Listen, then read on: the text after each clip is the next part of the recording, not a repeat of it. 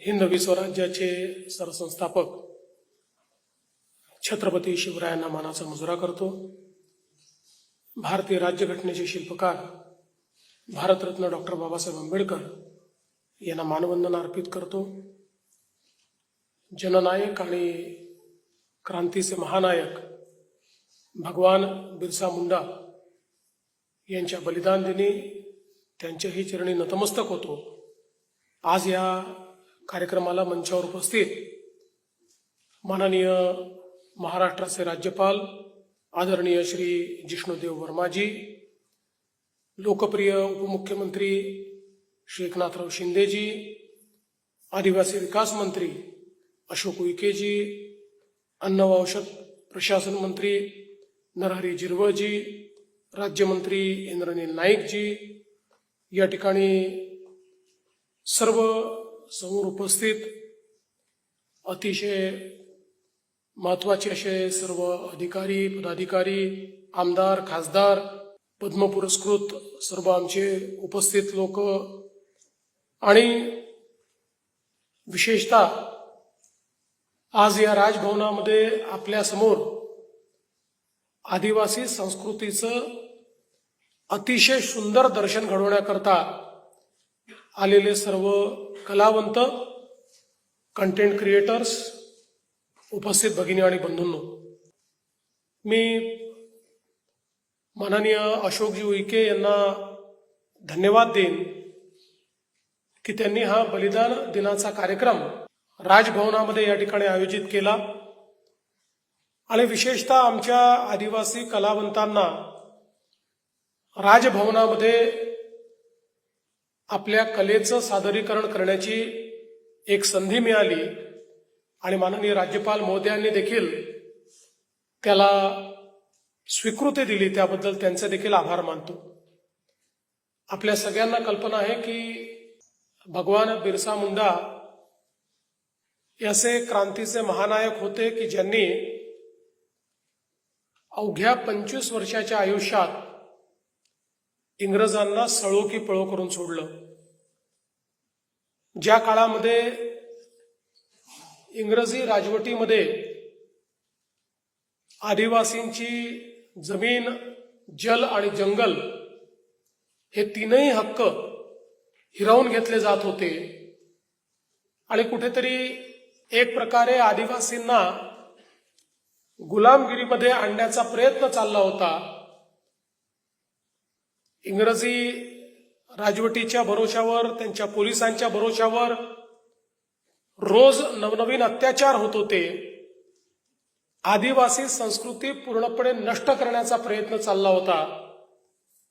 अशा वेळी अतिशय तरुण असलेल्या भगवान बिरसांनी त्याच्या विरुद्ध एक क्रांती पुकारली आणि त्या क्रांतीची ज्वाळा इतकी भीषण होती की इंग्रजी साम्राज्य हादरून गेलं।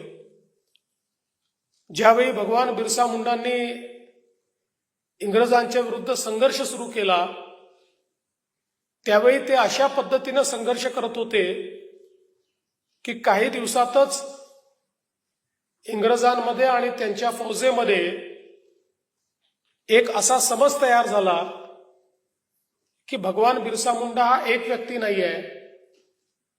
प्रत्येक ठिकाणी त्यांना भगवान बिरसा मुंडाच दिसायला लागले आणि वेगवेगळ्या वेळी वेगवेगळ्या ठिकाणी भगवान बिरसा मुंडा ज्यावेळेस आक्रमण करायचे त्यावेळी अक्षरशः त्यांचा सामना कसा करायचा हे इंग्रजी सरकारला समजायचं नाही। त्यांनी केवळ त्या ठिकाणी त्या फौजेचा, त्यांच्या पोलिसांचा सामना केला नाही तर सोबतच समाजामध्ये जागरण सुरू केलं। समाजाला गुलामगिरीमध्ये टाकणाऱ्या ज्या गोष्टी होत्या त्याच्यापासून समाज दूर कसा जाईल, जागृत होऊन आपल्या लढ्याकरता समाज कसा लढेल, अशा दृष्टीनं त्यांनी केलेली जी जागृती होती त्याचा परिणाम हा केवळ झारखंड, बिहार इतक्यापुरतं मर्यादित राहिला नाही तर तो आगीसारखा भारताच्या कानाकोपऱ्यात पसरला आणि मोठ्या प्रमाणात आदिवासी समाजाने जागृत होऊन आपल्या जल जमीन जंगल याकरता संघर्ष सुरू केला, इंग्रजांच्या विरुद्ध संघर्ष सुरू केला. आणि आज आपण पाहतोय की आमच्या स्वातंत्र्य लढ्यामध्ये जे आदिवासी नायक आहेत, आमच्या इतिहासामध्ये ज्या काही आदिवासी विभूती आहेत, त्यांचं जे योगदान आहे हे अनन्यसाधारण अशा प्रकारचं योगदान आहे. दुर्दैवाने आमच्या इतिहासाने या सर्वच नायक नायिकांवर मोठा अन्याय केला आणि कधीच त्यांचा इतिहास आमच्यापर्यंत पोचू दिला नाही. पण मला अतिशय आनंद आहे की भारतीय स्वातंत्र्याच्या अमृत महोत्सवाच्या निमित्ताने देशाचे प्रधानमंत्री माननीय नरेंद्र मोदीजी यांनी देशभरामध्ये आदिवासी नायक नायिका ज्या होत्या यांना शोधून काढून त्यांचा इतिहास पुनर्लेखित करून तो इतिहास पुढच्या पिढीपर्यंत पोचला पाहिजे याची एक मोठी मोहीम हातामध्ये घेतली. आणि त्यातून लक्षात आलं की आमच्या स्वातंत्र्याकरता जी काही बलिदानं झाली त्यापूर्वीही आक्रमकांच्या विरुद्ध लढणारे जे काही आमचे नायक होते, नायिका होत्या, या सगळ्यांचा इतका स्वर्णिम इतिहास आज आपल्या समोर आला. आणि त्यातून जी एक समृद्ध संस्कृती आहे त्या संस्कृतीचं क्षात्र तेज हे देखील आपल्याला पाहायला मिळालं. आणि म्हणूनच आपल्या सर्वांना याची कल्पना आहे की आपली आदिवासी संस्कृती आणि आदिवासी जीवन पद्धती ही सर्वात प्राचीन अशा प्रकारची जीवन पद्धती आहे. आणि एक काळ अतिशय समृद्ध अशा प्रकारची व्यवस्था या संस्कृतीने बघितलेली आहे.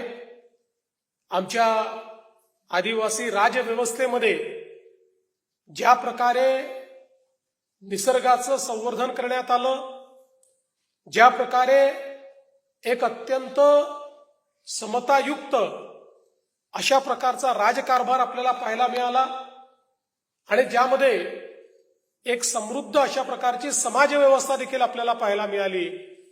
कदाचित काळाच्या ओघामध्ये त्याच्यामध्ये काही कमतरता आली, काही अन्याय झाले, त्यातनं एक प्रकारे आक्रमण झाली, पण तरी देखील आजही ही समृद्ध संस्कृती त्या ठिकाणी जिवंत आहे. आणि अनेक लोक या संस्कृतीचा जो काही रथ आहे तो रथ ओढण्याचं कार्य अविरतपणे करतायत. आणि म्हणून आमची ही जबाबदारी आहे, राज्य म्हणून, देश म्हणून, सरकार म्हणून, समाज म्हणून, की या समृद्ध संस्कृतीला पुनरुज्जीवित केलं पाहिजे, तिचं संवर्धन केलं पाहिजे. आणि याच दृष्टीने देशामध्ये आणि राज्यामध्ये अनेक कार्यक्रम आपण हातामध्ये घेतले आणि त्यातून मला विश्वास आहे की पुन्हा एकदा आज आपल्याला एका नव्या स्वाभिमानानं, एका नव्या आत्मतेजानं आमच्या आदिवासी संस्कृतीचे पाईक वेगवेगळ्या ठिकाणी, वेगवेगळ्या क्षेत्रामध्ये उत्तम काम करताना दिसतात. आज संस्कृतीचं क्षेत्र असेल, कलेचं क्षेत्र असेल किंवा कंटेंट क्रिएशनचं क्षेत्र असेल, यात विशेषतः आमच्या आदिवासी तरुण तरुणींनी आपल्या संस्कृतीचा जो काही आपली अभिव्यक्ती ही या ठिकाणी सादर केली आहे ती देखील अत्यंत महत्वाची आहे. आणि निश्चितपणे आमचे आदिवासी कल्याण मंत्री अशोक उईकेजी यांच्या नेतृत्वात राज्य सरकार या संपूर्ण संस्कृतीचं संवर्धन होण्याकरता ज्या ज्या गोष्टी करण्याची आवश्यकता आहे त्या आम्ही निश्चितपणे करू. ज्या प्रकारे माननीय उपमुख्यमंत्री मोदी यांनी सांगितलं, केंद्राचं सरकार असेल किंवा राज्याचं सरकार असेल, या ठिकाणी धरती आबासारखी योजना असेल किंवा राज्यातल्या शिक्षण, आरोग्य आणि रोजगाराच्या योजना असतील, याच्या माध्यमातून एक सक्षम अशा प्रकारचा आदिवासी समाज उभा करण्याचा प्रयत्न आपण करतो. आणि हे उभं करत असताना त्याच्या पाठीमागची प्रेरणा ही भगवान बिरसा मुंडांची आहे, त्यांच्या निर्धाराची आहे, त्यांच्या बलिदानाची आहे. आणि म्हणून आज त्यांना आपण सगळे नमन करूया. ज्या कलावंतांनी अतिशय सुंदर अशा प्रकारे आपल्या समोर या ठिकाणी आदिवासी नृत्य आपल्या समोर प्रस्तुत केलं, त्या सर्व कलावंतांचं मनापासून कौतुक करतो, त्यांचं अभिनंदन करतो. आणि हा अतिशय सुंदर कार्यक्रम आयोजित केल्याबद्दल आदिवासी कल्याण विभागाचे मनापासून आभार मानतो आणि माझं बोलणं संपवतो. जय हिंद, जय भारत, जय महाराष्ट्र, जय सेवा.